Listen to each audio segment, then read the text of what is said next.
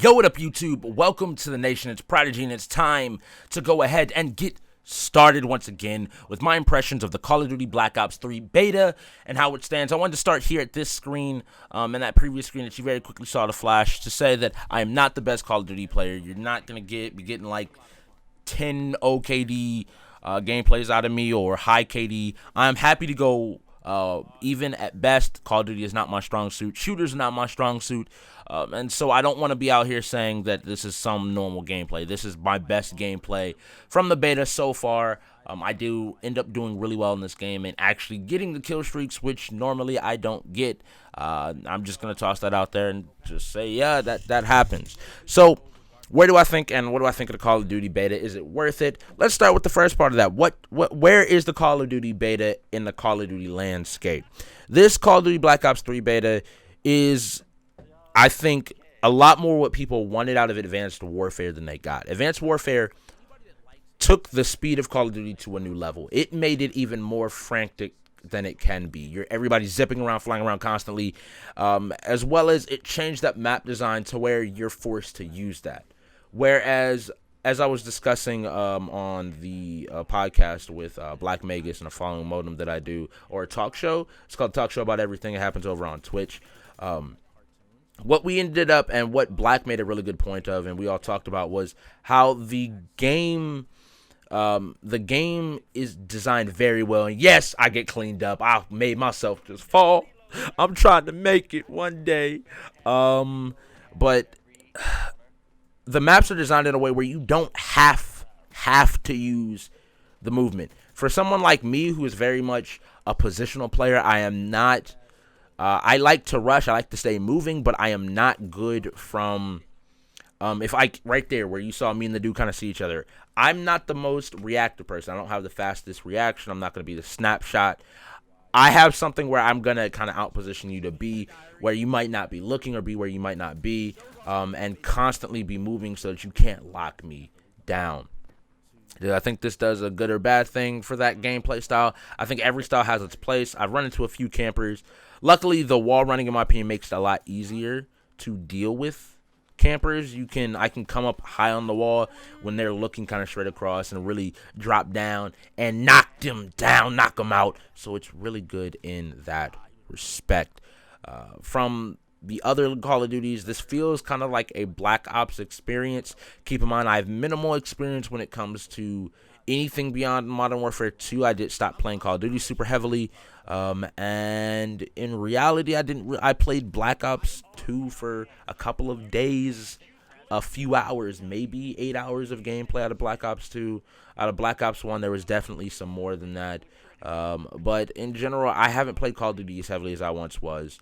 I think I would play this more than Call of Duty Advanced Warfare. It seems a lot more akin, and that right there was my special ability, my technical ability. If you're wondering what those are like, the best thing I can compare those to are like the special abilities in Destiny. They charge up over time, and when you use them, they have a pretty dramatic effect on gameplay, whether that be to augment your movement or your character's movement abilities, or as a killing augmentation to increase your ability to kill.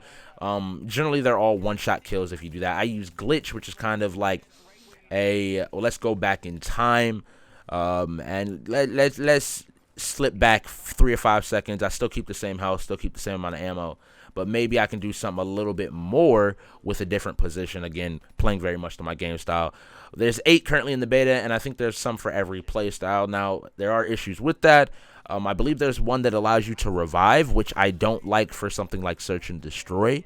While it's tactical and it's smart, you have to, as a player, I guess, still get used to it. I don't want to go out and call it OP automatically, but I think it really needs.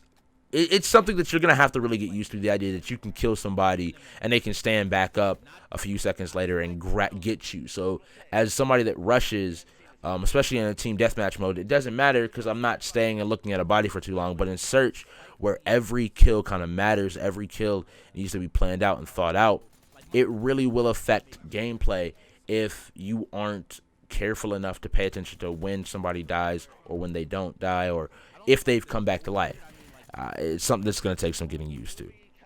So the next part of the question, do I think the game, I guess, is fun? This is far from like, this is just my subjective thoughts. Yes, now I do, and it's a Call of Duty game. If you like Call of Duty, Black Ops, and the previous ones, I think you're gonna like this. It feels very reminiscent of those games, even from the little time I played. Is this gonna take the spot of my main shooter, which is Destiny right now? No, I don't. I don't see any shooter doing that. I don't think any shooter will ever do that. So as of right now, this isn't fun enough for me to drop Destiny and move on and act like there's nothing else different.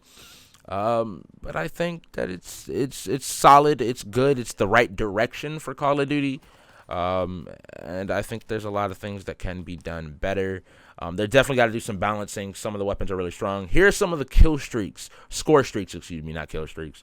I don't usually get score streaks or kill streaks. I don't usually live long enough. I don't care about laying in the back of the map for this one. I'm not trying to die. I wanted to see how it controlled. Again, not the most well acquainted. There may be comparable things in other Call of Duty games. I'm the dude that plays what's that mode called? Not hardcore, but hardline mode. Is it hardline? The mode without like any of the kill streaks, where really it's just attachments and you run a gun. That's always been my favorite game mode. I don't personally like kill streaks as a game mechanic, but again, that's a personal thing that I'm not going to take up with Call of Duty. But as you can see, you can drop people. I feel these kill a bit slow. Like, they kill quick. This game has a very quick death time. But I feel that Call of Duty as a whole is... The infantry has a far more difficult time dealing with something like that. So here's another one. I believe there's something like this in Advanced Warfare. Kind of prematurely fire right there. You know, it just happened a little bit too soon. But I still got a kill out here. And this is the last kill for the game. So I guess it's time to answer the last question. Is this game worth the purchase? Call of Duty fans, Black Ops fans, I feel it is. It's a step in the right direction. If you want to support them doing things right, I don't think you're going to get a perfect Call of Duty game ever, but you have to be willing to support things when it moves in the right direction. If you want to see more and hear more about this from me, I'll be over on Twitch playing it for the duration of said beta. It would be a marvelous, marvelous thing. And then beyond that, we'll have more content on the channel. We're going to be streaming until dawn come Monday, so join us over on the beta as well over on the stream. But this has been Prodigy. Remember, it's always okay to be a little bit awkward. I'll talk to y'all a little bit later. Peace.